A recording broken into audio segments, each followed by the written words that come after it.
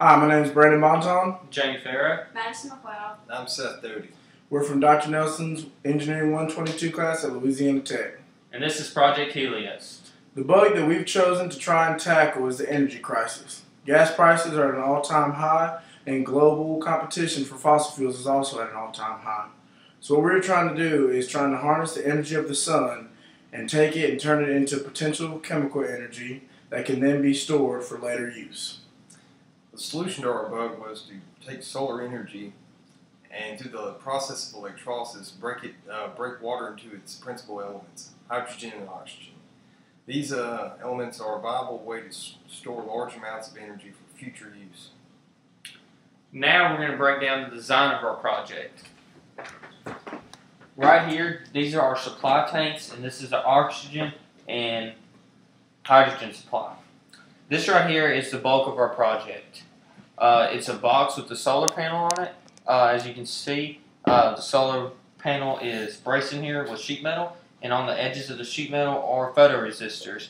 Underneath the solar panel, as you can see, there's a basic Boe-Bot servo, and what the servo right here does is it tilts the solar panel in the X direction, and then as you can tell, there's PVC pipe. You might be wondering what that is. Underneath here, we have a servo that braced down to the bottom and connected to this to give it 360 degrees so we can cover a full range of motion. Next, as you can see, everything's ran through this box. The Boe-Bot, everything's ran through here except for the fuel cell with the water. That's all ran through here. All of these materials were purchased at Walmart or either Lowe's. This process was actually very, very cheap. Later, we're going to discuss to you electrolysis, and that was the expensive part of our project. And now, we're going to discuss what the fuel cell exactly does. What the fuel cell is designed to do is it's going to take the solar power from the solar panel and it's going to send it through the fuel cell, which is its current. So while there's water from the storage tanks in this fuel cell, there's also stainless steel plates and there's a catalyst in the middle, which is platinum, right, Dodie? As the water goes in and the current runs through here, electrolysis breaks the water into H2 and O2. As H2 and O2 split off into their own molecules, they'll either be attracted to the positive side or the negative side. H2 is going to be attracted to the negative side. O2 is going to be attracted to the positive side.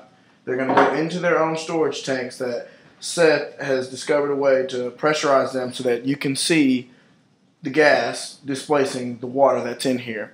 Now, the electrolysis happens on a very small scale and you can't see it. We did set up another way to see it happening on a large scale, but you will be able to see in here the hydrogen and oxygen being stored. Now to discuss the program. We'll go outside in a little bit to discuss it, but we'll just talk about the key components of the program.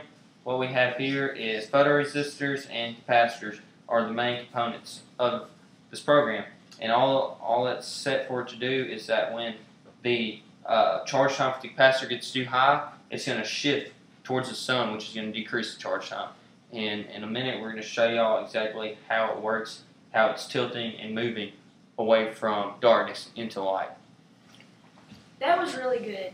I mean, that was very concise. It was very hard. As I mentioned earlier, we're going to show you how our program is working. You can see as the photoresistor gets dark, resistance is going to go up, so it's going to take longer to charge the capacitor. As you can see, as this gets dark, it's going to move away from the darkness into the light. And when it gets into the light, it's going to move. Right here, it's going to go down, away from it. Right here, it's going to move up out of the darkness. And right here is also going to move away. We've used a little bit larger capacitors to account for the sensitivity in the darkness. That way, the sensitivity does not have to be that great to make the solar panel move. Also, with the design, we made it where it's capable to be able to move in a hemispherical way as with the sun throughout the year. As mentioned earlier, we're going to show you the process of electrolysis. Right here is the HHO gas generator, and what it is basically a large-scale fuel cell without splitting it into oxygen and hydrogen. All it does is produce HHO gas. Through electricity, all the bubbles is an electrolysis happening, and that's the process of electrolysis.